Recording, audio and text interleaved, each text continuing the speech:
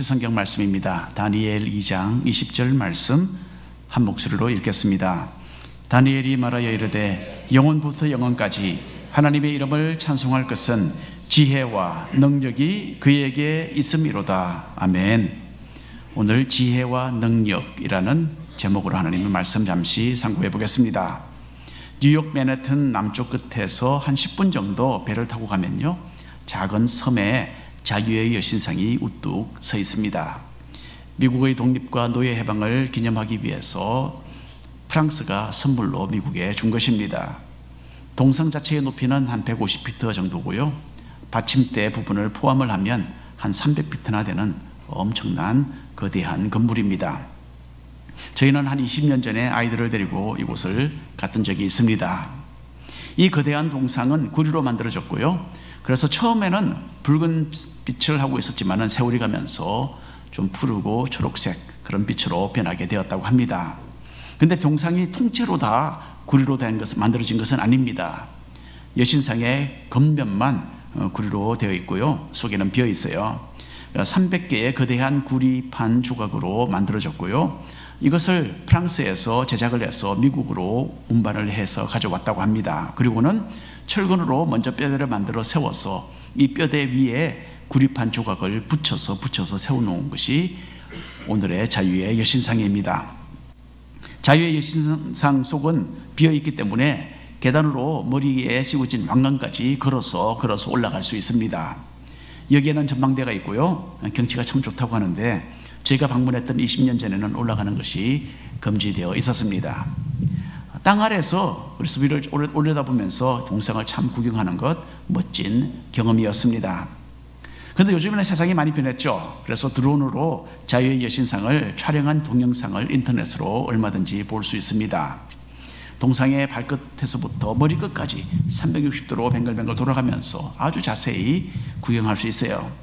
그래서 육안으로는 볼 수 없는 이 거대한 동상의 여러 부분들을 드론 동영상을 통해서는 쉽게 관찰할 수가 있습니다.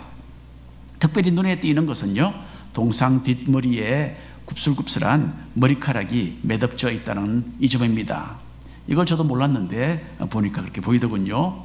그리고 등 뒤에는 옷자락이 아주 무수하게 많은 주름으로 겹쳐진 그런 모양으로 등 뒤에 그런 옷 모양이 있습니다.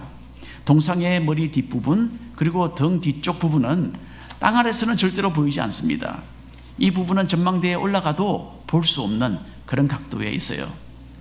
동상이 세워진 것은 지금부터 140년 전이었고 그때는 비행기가 아직 개발되기 전이었어요. 그러니 사람들의 시선이 전혀 닿지 않는 그런 부분이었지만은 이 동상을 만든 조각가는 참 심혈을 기울여서 정교하게 그렇게 동상을 만든 것입니다. 아무도 이 부분을 볼 수 없을 것이다 라고 조각가는 생각을 했겠죠. 하지만 이제 세월이 많이 흘러서 우리는 어려움 없이 집에 가만히 앉아서 컴퓨터 화면으로 이 거대한 작품을 360도 돌려가면서 관찰을 할 수 있게 되었습니다. 이 세상의 일도 마찬가지입니다. 우리 인간의 눈에는 가려져 있는 것을 하나님은 완전하게 꿰뚫어 보고 계십니다. 사람이 생각하지 못하고 헤아리지도 못하는 일들을 하나님은 미리 계획하시고 자신의 뜻을 이루기 위해서 계속 진행하고 계십니다. 다니엘서 2장에는 이런 하나님의 지혜와 능력이 얼마나 오묘하고 크신지를 인간이 잠깐 스쳐보는 그런 이야기가 나옵니다. 1번 함께 읽어보겠습니다. 느부갓네살 왕의 꿈. 다니엘은 어린 나이에 친구 셋과 함께 적국 바벨론에 포로로 되어 잡혀갔습니다. 여기서 다니엘은 친구들과 함께 그 나라 신하가 되는 교육을 받게 되죠.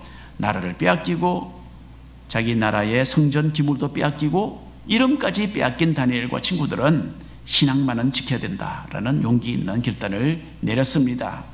그런 결정은 하나님을 기쁘시게 했고요, 그 결과로 다니엘과 친구들은 하나님께서 주시는 지혜를 받아서 왕을 보좌하는 신하의 지위를 얻게 되었습니다.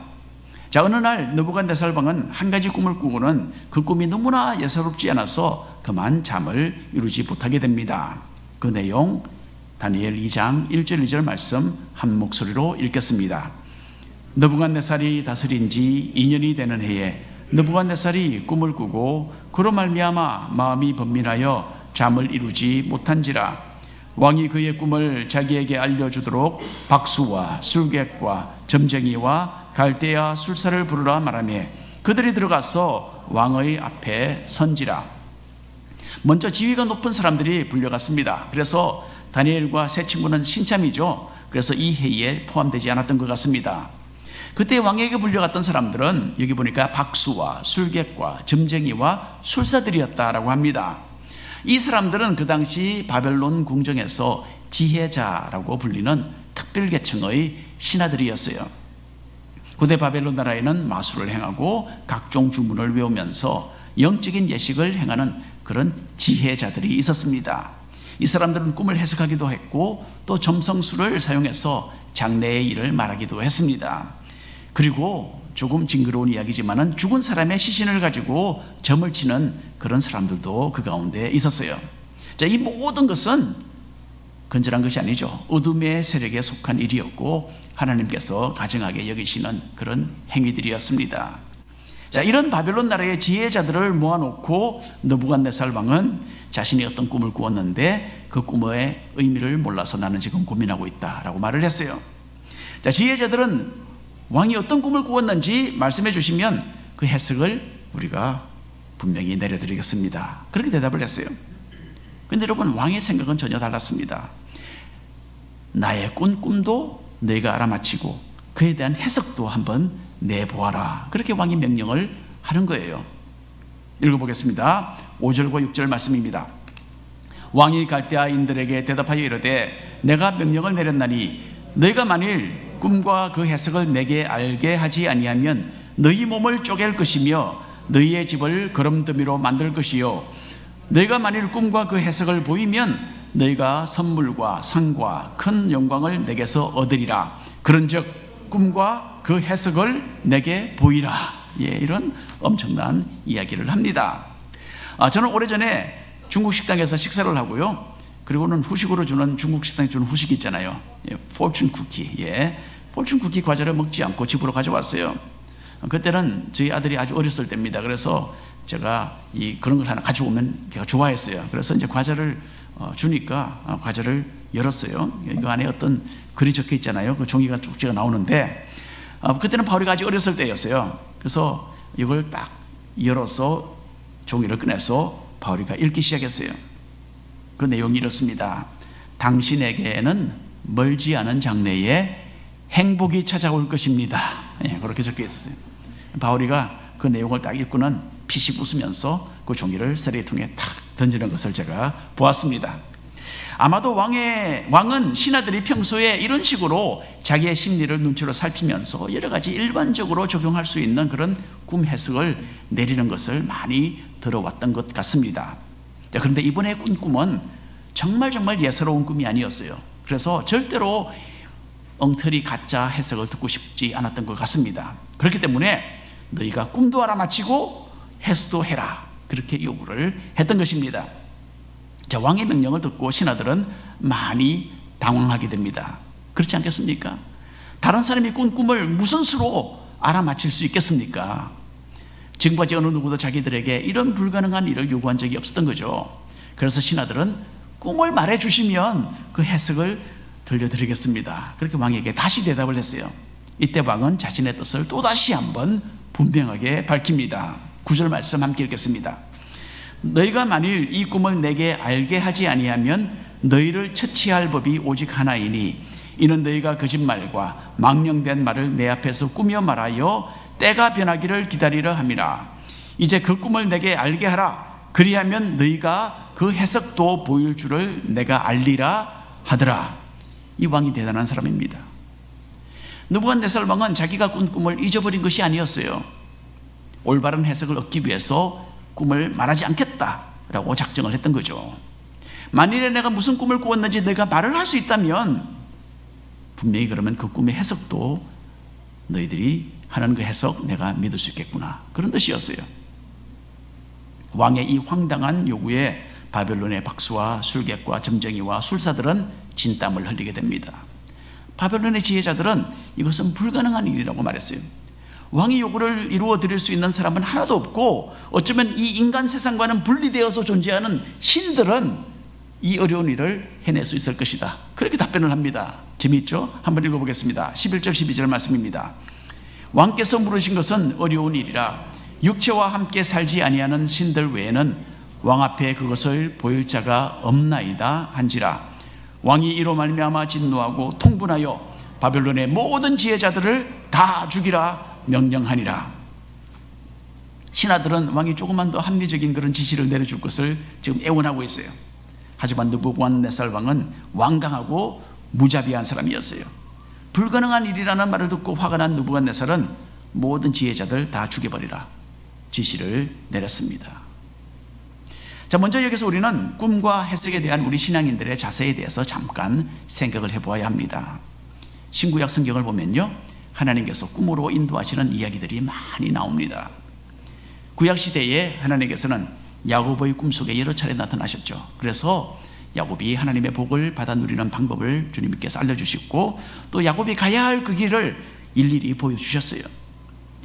하나님은 요셉에게 형제들이 장차 자기 앞에 엎드려서 절을 하게 될 것을 꿈으로 보여주셨어요. 그리고 나중에 그것이 그대로 이루어집니다. 솔로몬은 일처번제를 하나님 앞에 드린 후에 꿈속에서 하나님을 만나게 되죠. 그리고 하나님께 지혜를 구해서 그 지혜를 실제로 얻게 됩니다.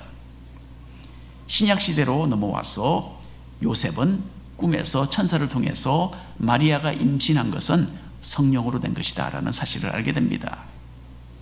동방의 박사들은 예수님을 만나서 경배하고 꿈으로 지시를 받죠. 그래서 헤롯 왕을 피해서 다른 길로 돌아서 자기들 본국으로 돌아갔습니다. 본디오 빌라도의 아내는 꿈에 시달린 후에 남편에게 저 의로우신 예수님을 해롭게 하지 말라 그렇게 당부를 했다라고 성경에 나와 있습니다. 이렇게 하나님께서는 과거에 꿈을 통해서 사람들을 실제로 인도하셨어요.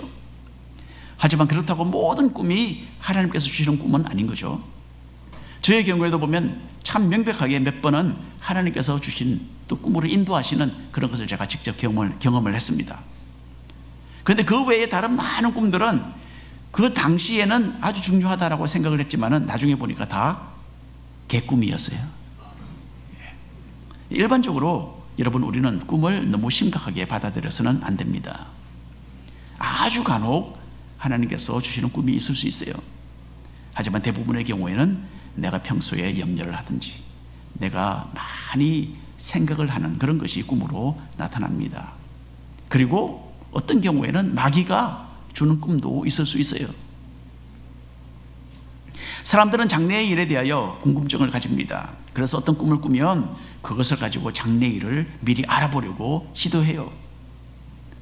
그래서 꿈을 꾸는데 이게 뭐 태몽이다, 뭐 남자애다, 여자애다, 이게 다 장래일을 한번 알아보려고 하는 인간의 시도입니다. 이거 우리가 하면 안 됩니다, 여러분. 이런 인간의 궁금증을 틈타서 마귀가 장난을 하고 또 잘못된 방향으로 사람을 이끌기도 합니다. 히브리서 1장에서 우리가 읽지 않았습니까? 마지막 때에 하나님은 자신의 아들을 통해서 말씀하셨다. 그전에는 꿈을 통해서 뭐 여러 다른 방법으로 환상을 통해서 말씀하셨지만은 마지막에는 자신의 아들을 통해서 말씀하셨다라고 했습니다. 여러분, 꿈의 출처는 늘 분명하지 않습니다. 반면에 성경 말씀은 100% 항상 하나님께서 주신 말씀입니다. 이 하나님의 변함없는 말씀에 의지해서 우리의 삶의 방향을 설정하는 것, 이것이 가장 중요하다라는 것 항상 기억하시기를 바랍니다. 2번 함께 읽겠습니다. 다니엘의 기도. 느부갓네살 왕의 명령은 아무도 실행해낼 재간이 없었어요. 화가 난 왕은 모든 지혜자들을 처형하라라는 지시를 내렸고, 다니엘과 친구들도 바벨론의 신하들과 함께 이제 죽임을 당할 그 위기에 처하게 됩니다. 이런 다급한 상황에서 다니엘은 자신이 섬기는 기적의 하나님께 이 모든 상황을 맡기기로 그렇게 결정을 합니다. 14절부터 16절까지 말씀 한 목소리로 읽겠습니다. 그때의 왕의 근위대장 아리옥이 바벨론 지혜자들을 죽이러 나가매 다니엘이 명철하고 슬기로운 말로 왕의 근위대장 아리옥에게 물어 이르되 왕의 명령이 어찌 그리 급하냐 하니 아리옥이 그 일을 다니엘에게 알림에 다니엘이 들어가서 왕께 구하기를 시간을 주시면 왕에게 그 해석을 알려드리리이다 하니라.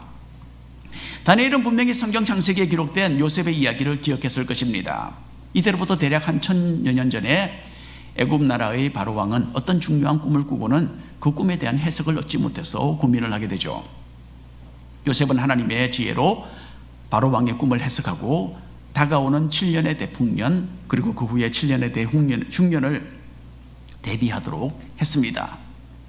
또 다니엘은 하나님께서 이전 시대의 선지자들이 상상을 초월하는 능력을 행하도록 하신 것을 하나님께서 행하시도록 하신 것을 기억을 했을 것입니다.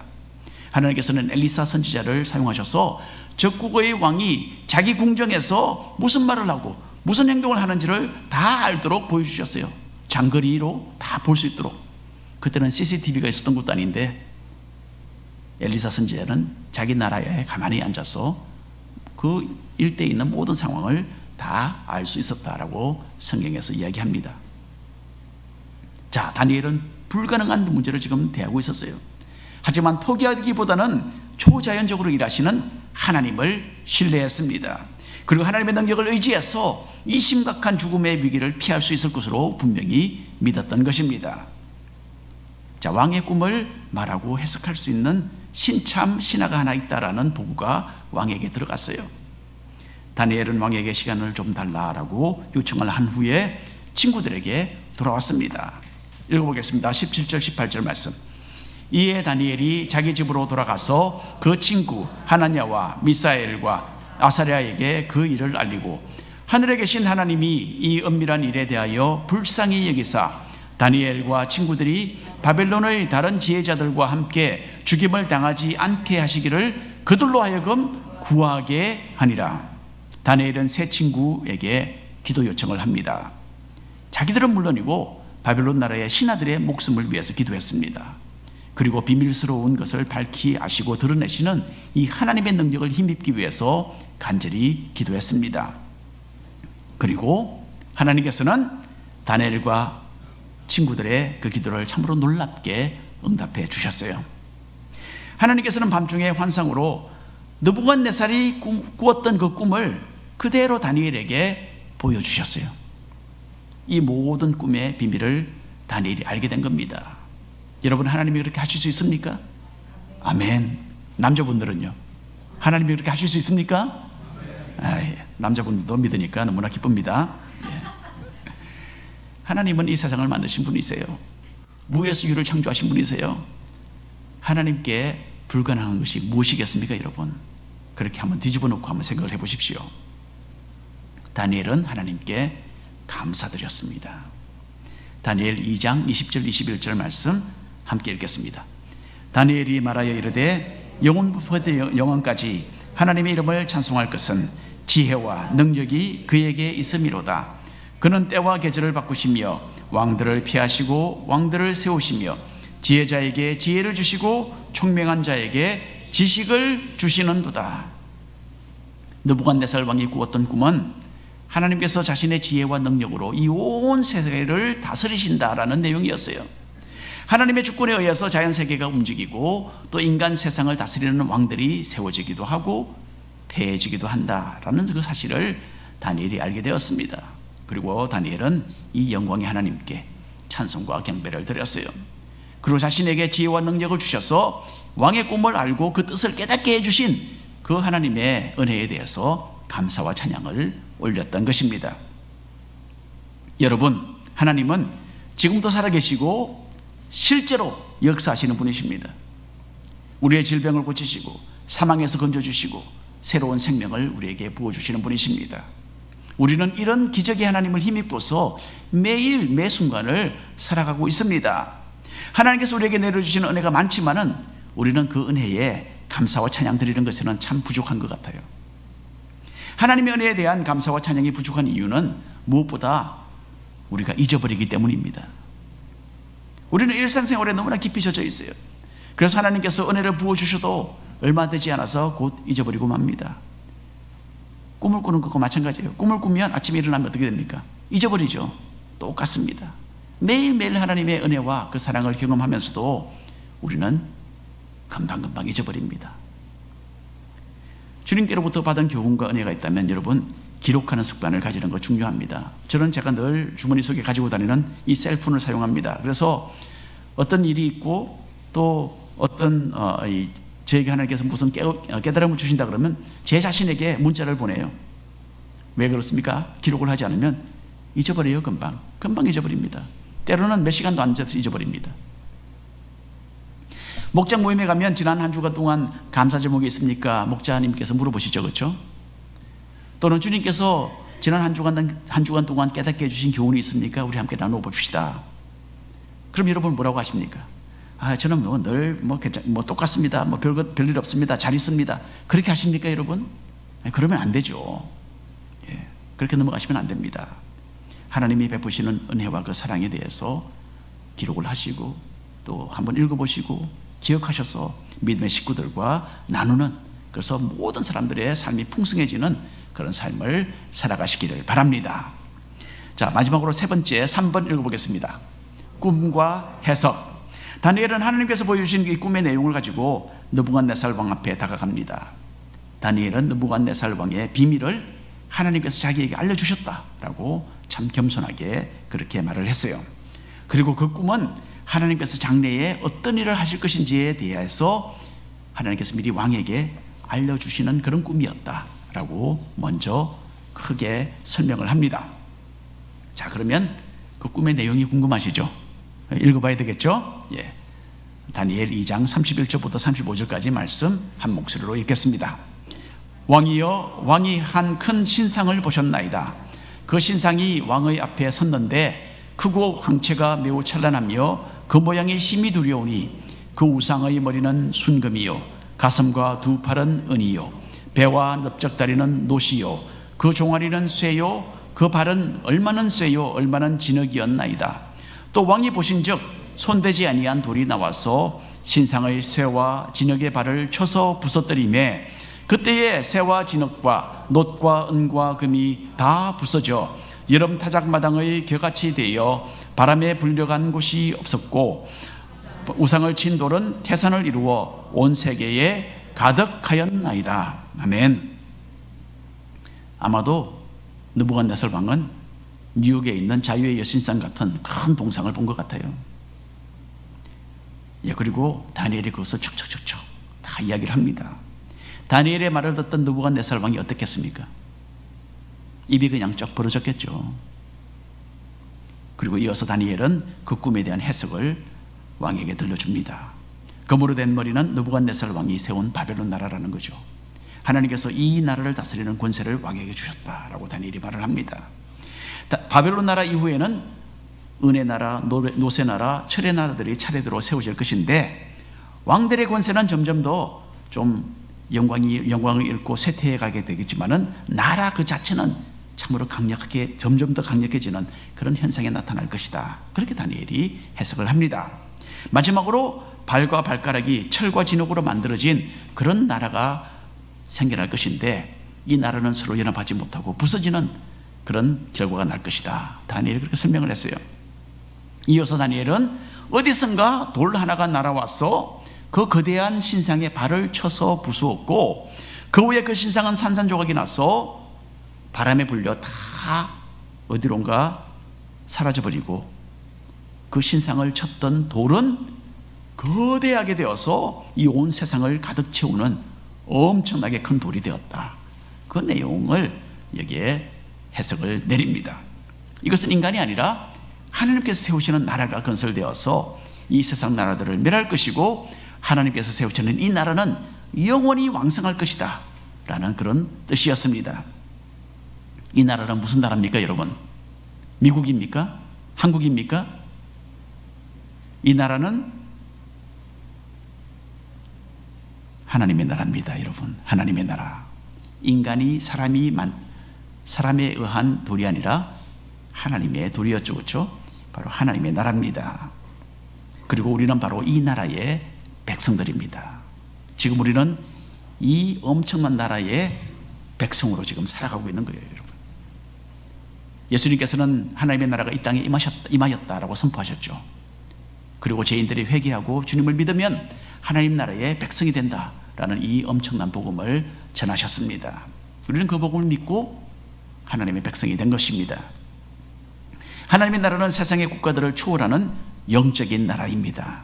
그리고 주님께서는 장차 이 땅에 재림하셔서 인간의 역사를 마무리하시고 온 세상을 심판하실 것입니다. 그 후에 세상 나라들은 끝이 날 것이지만 주님이 다스리시는 하나님의 나라는 영원토록 지속될 것입니다. 다니엘 2장 46절 47절 읽겠습니다. 이에 느부갓네살 왕이 엎드려 다니엘에게 절하고 명하여 예물과 향품을 그에게 주게 하니라. 왕이 대답하여 다니엘에게 이르되 너희 하나님은 참으로 모든 신들의 신이시요 모든 왕의 주제시로다. 네가 능히 이 은밀한 것을 나타내었으니 네 하나님은 또 은밀한 것을 나타내시는 이시로다. 참으로 초인간적인 계시의 능력을 접한 후에 느부갓네살 왕은 다니엘 앞에서 완전히 엎드렸어요. 그리고 다니엘에게 큰 절을 했습니다.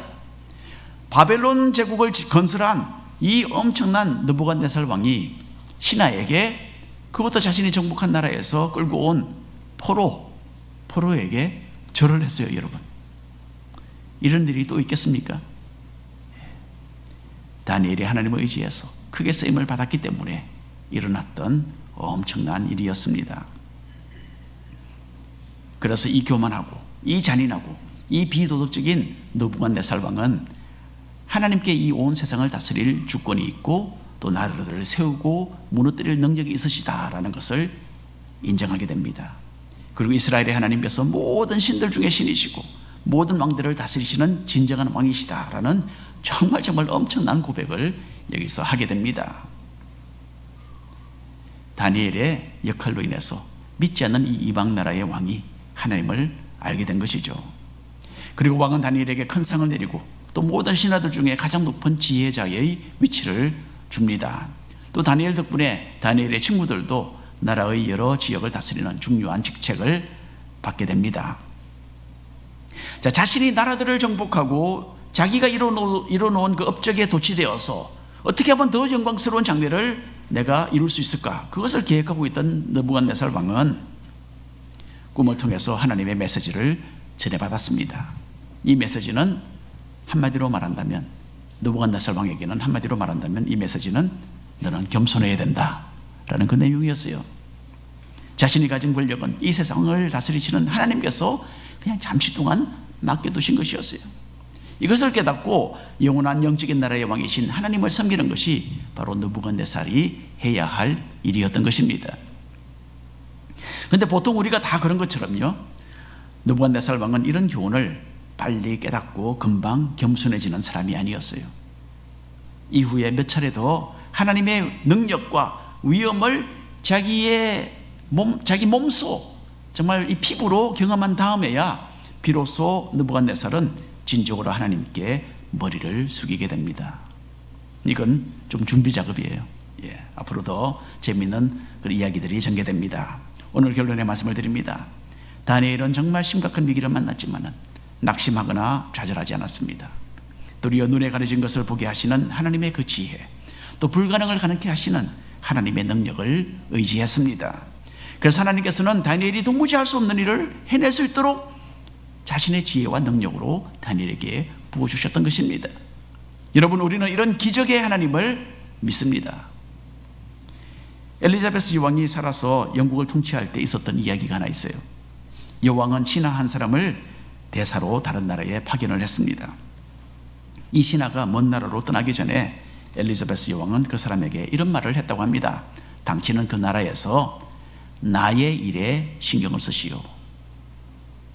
그러면 나는 여기서 당신의 일에 신경을 써주겠소. 우리가 하늘에 속한 영적인 일에 신경을 쓸 때에 하나님께서는 우리의 일을 해결해 주신다라는 이 말씀이죠. 이것은 신약 성경에도 있습니다. 마태복음에 있는 말씀 6장 33절 말씀 함께 읽겠습니다. 너희는 먼저 그의 나라와 그의 의를 구하라. 그리하면 이 모든 것을 너희에게 더하시리라. 하나님께서 하신 말씀이죠. 주님께서 하신 말씀. 하나님의 나라를 먼저 신경을 쓰면 내가 이 너희들에게 필요한 이 모든 것 더해주겠다라는 약속의 말씀이십니다.